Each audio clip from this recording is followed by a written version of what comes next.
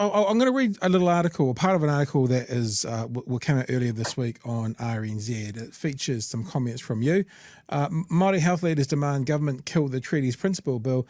Just the first line says Māori health leaders are calling on the government to scrap the treaty principles bill, saying equitable healthcare is a fundamental right. I'm really interested to kind of pad this out a bit, because when a lot of us, maybe without the background, who aren't Māori, think about what we're hearing in the press, we think about things like,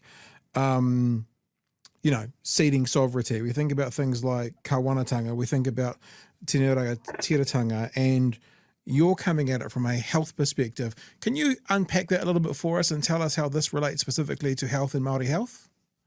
Yeah, absolutely. So, one of the things about the Treaty of Waitangi is when it was signed, it was saying that everyone was, Māori and non-Māori were going to be given sort of equal rights when they were necessarily seen and placed within the country.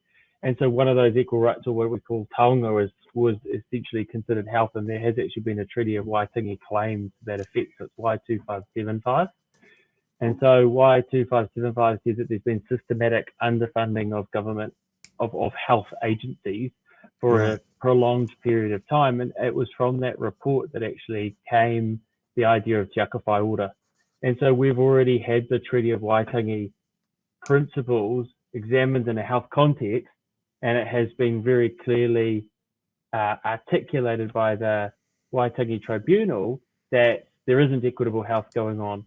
And I think one of the things that we have to be, and I think the listeners really probably need to appreciate, is there is actually a difference in the terminology that David Seymour is using when he talks about equality, and when we talk about things, we're talking about equity.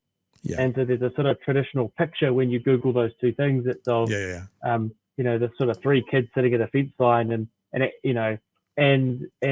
all everyone getting the same box is equality, and that everyone getting different boxes based on, and we're sort of talking about the same stuff, talking about needs.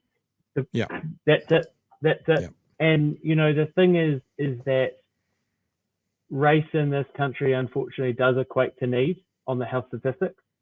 I do a fair bit of lecturing around Māori health and equity within health systems, and one of the things that I say is, as I get is the opening statement and gambit I use, as I sort of talk about asking people to guess what the life expectancy of and I started with my oldest daughter, what the difference in life expectancy of my daughter is based on the fact that she's born to me versus if she was born to someone who was non-Māori.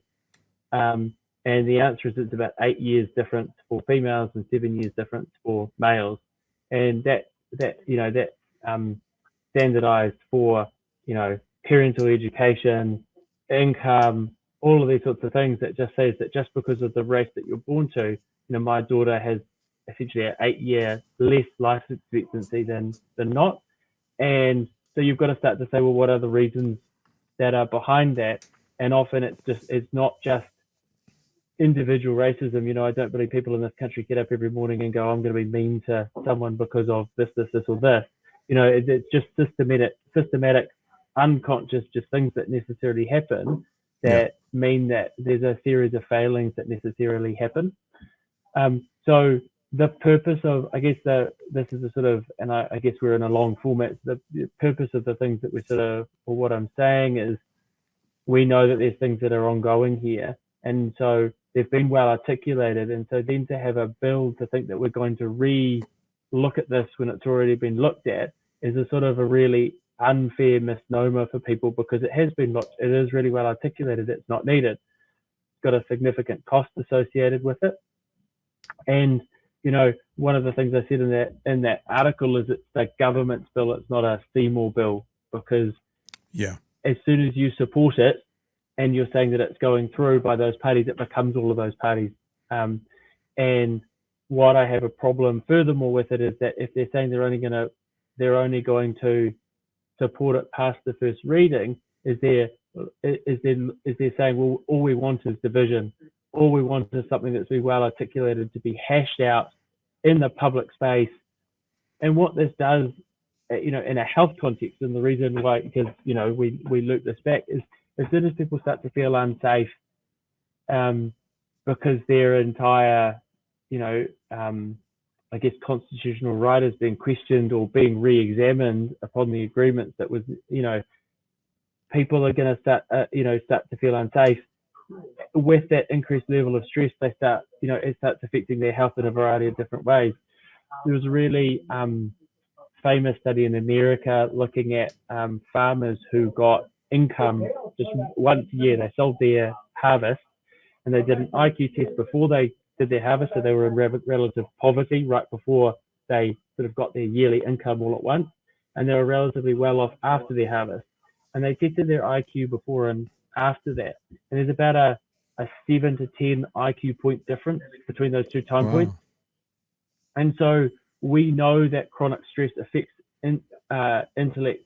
We know that it affects decision making, and that's not just because you wake up in the morning and you go, I'm making bad decisions, which is often, and that's that personal responsibility conversation. If we put people in stressful situations, they don't actually have the intellect to necessarily be able to make good life choices.